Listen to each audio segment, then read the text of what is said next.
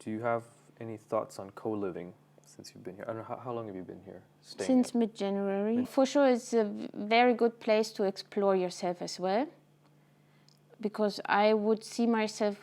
Actually, I always thought I would be kind of, how you would call the person who mostly live around a village but never spend a lot of time in the village, you know, but observe more from the distance and see what happened. And sometimes, of course, you decide to meet some people, but mostly, you know, you have this kind of space between where you can make the decision, do I feel good enough now to... A buffer zone. Yeah, exactly. So for me, it's a really nice experience to see there are still points where I think, oh, I need this distance, but I didn't expect that I feel so welcomed and that I appreciate it quite much to spend so much time with all of you guys. Yeah, and you want to like get into it because you feel good. Yeah, it feels like... I mean, it's an interesting feeling because when I'm in, sometimes I feel, oh, now I need this distance. Yeah. Did I decide to get into distance? Then I feel like, oh, actually, I want to come back. Yeah. So it's interesting back and forward, and you have to find the right balance, which is good for you. Boundaries, yeah. Exactly. So what is Moos to you exactly? Moos to me? Yeah, what does it mean? Now, once I told it's kind of a candy land, you know? Schlaraffenland, genau. Yeah, because it's here's a lot of potential. You really have to be blind not to see how much nice things you could create here, you know? And exactly, and I'm also sure that it would be possible to make all this stuff, but it's also related to a lot of energy you have to give, and it needs time and patience, and sometimes I have to remind myself also, maybe not now, maybe later. You can do everything, also if you would like to, you know, yeah. What kind of stuff are you working on? Right now? Well, sorry, I mean at Moos, like what is your... Do you have a specific project? Different stuff. There are many little things which going on at the same time. So I still love the idea, and I still worked on it to create a kind of jungle in the Neubau. Jungle in a way to collect so much plants as possible. And to bring them to Neubau, to find the right places, and just to fill and to see what happened with the edge, with the limit of, you know... And you can't walk anymore. Exactly. Actually, this is kind of my vision, you know, that you have to fight yourself through to get to the kitchen, for example. Something like this. I would really swing appreciate. From tree to tree, like Tarzan. Like yeah, I mean, I like the idea to, you know, to maybe even to bring this building up absurdum. When something feels a little bit like nonsense, but absurd. Yeah, absurd. Yeah. But there is a little bit poesy behind as well, you know, to bring the nature into the building so much that the building actually loses the way of meaning, you know, and that you don't really know anymore what is outside, what is inside, and what does it mean to have walls around you, and is it really necessary to have walls, and you know, this kind of... The birds don't make a distinction between the Neubau and the not Neubau, right? It's just like the same thing, I guess. Like, what do you mean exactly with the birds, which doesn't... Birds, like, I mean, if a bird flies, they don't think they're on our building. They're just like, oh, I'm outside or whatever. Yeah, exactly. It's just part of the same It's ground. just a strange tree they sit on, It's maybe. a strange tree, exactly. Right? I love that.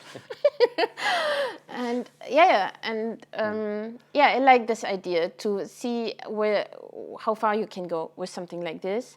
And maybe it's also related to my inner wish to spend much more time outside, because it really feels strange to spend so much time in a house, and we are we are creatures of the nature, of the earth. So and I see how much more easier people feel grounded and relaxed when they touch the ground and when they are in a forest and so on. And every day we would have the chance to get out, but we don't do. Even with a laptop, we just could get out and sit somewhere in the middle. But why we don't do? We always feel like, no, we need table and desk, and and it has to look kind of very unhuman and neutral to feel like to be able to work on something which you might not like, maybe even. Wow. And and I think the jungle is nice first step to try out. And this is how more to change the meaning of a building. Yeah, this is more about changing your environment, or treating the environment itself as like a creative project, let's say, or as part of your... I think I also like the idea of celebrating the nature, to make something holy out of it. I mean, we are such a big amount of people are religious, believe in God and something like this. And it seemed to have a very big, powerful, it seemed to be powerful enough that people really, follow this kind of belief, faith, rules, whatever. And when it's about religion, then maybe nature is my religion. And I feel like we have to get closer to the nature, and we have to celebrate the nature. We have to be grateful for what we actually get from the nature, and it should be part of our daily life to experience the nature. I would say the same words, just replace nature with music for me. For example. Grateful to music, need more music, do more music, etc. Exactly. The nature include a lot nice music, by the way. Oh yeah.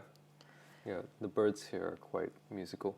Yeah, also the leaves, how they, sound in the wind, the breaking wood of a tree, the way when you walk through Moos, how it sounds like under your feet, the moss, the wind, all these insects and so much music. Yeah. And so this is... I don't want to say this is not like... This is obviously super important, right? But I feel like you didn't come here to do this. Like, this is your sort of improvisational way of doing things. Like, you showed up here and you're like, oh, okay, there's no plants in here, so let's try and get some plants. But I think this is me. Also, when I didn't know what kind of projects would come up. Right. But this is how I am. This means beside my drawings, which of course is always an interaction with a setting around me. When I get somewhere and I see things which might be important, for sure, this is one point, but where I also feel quite easily connected to it, I immediately start to visualize. Visualize, can I say? Envision. To envision what might be possible. And the fact that I feel so connected to the nature, it was just obviously to make something out of it. Yeah. So, could you talk more about maybe some of your other projects, or maybe collaborations that you're doing here with other people at Moos? No, it's also kind of related to nature. Sure. So, for example, I joined Clay when he started to care about the backyard. Right. So two of us mostly dealt with this kind of, how the backyard might look like, what kind of, how the sitting option and the plants should be arranged to each other, something like this, to make it more nice to all of us. Creating a greener space. An open space, right? Where people love to spend time outside and not just inside. And there's also this, I don't know, I forgot the name actually. There's a garden system outside, which is still very unready and where a lot help is needed. And we went there, met some great people who spent a lot of time to, grow microgreen or just simple vegetables and, put their hand into soil. Yeah. And this is one part. And I I also like to, how to say, for me it's also important when everything's flow and we are many people, many residents who had not much clue about what is going on in this kind of Moos space, how this cosmos works and so on, what the rules are, all the stuff. So of course I had this need to think about how I can make things explainable. So I started to work on this kind of information system, which hopefully helps other people to understand much more easier where I can find what, who I can ask for what. And so information system, it results in a kind of like, you made this map, it sort of looks like outer space, and it's sort of, visualizing the different elements and people and communities or things that are going around here. And then also this other thing, which is like an onboarding document for new people that come to live here, like what do they need to know, like where do they go to find things? Exactly, something like this I still work on and I keep going until it's ready. Yep. And this is one part. And then, of course, there is one project which needs a little bit longer. It's about my three-wheel car. It's an Italian car from Italy. It's very small. It's looked like a car which was, how I say, which is cooked a little bit too hot.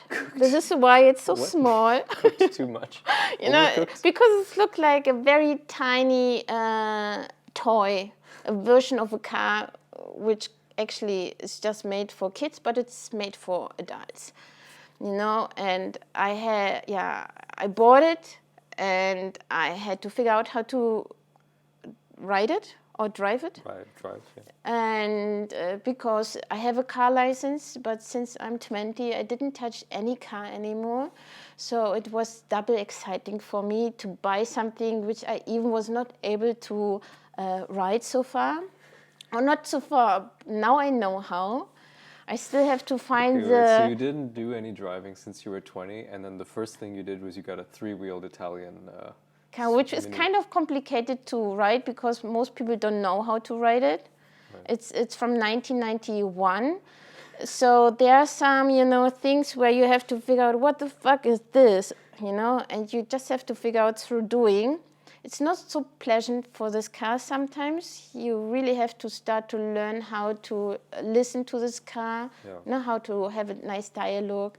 And when you torture this car and when it's happy. And it's like, my one of my best friends now, hopefully. Cool. You've got to see some videos of how you move around with this car. Yes. Yeah. And it's interesting conflict as well because it's far away from sustainability in a way because it is a gasoline car, two-tact engine, which means it needs a while to get warm, and before it's really warm, it produces a lot. I shouldn't say it. A lot smoke, So people get into distance when I switch it on, and so it's a weird conflict, caring about nature and having this kind of toy, which allowed me to spend a lot of time outside because this was the plan to make a mobile table out of it, to use some spaces in the city which are big enough to park this nice little guy and then to work on it and to draw and to get into interaction with other people in the city. This is the main plan. Nice. Yes. What have you learned from your time at Moos?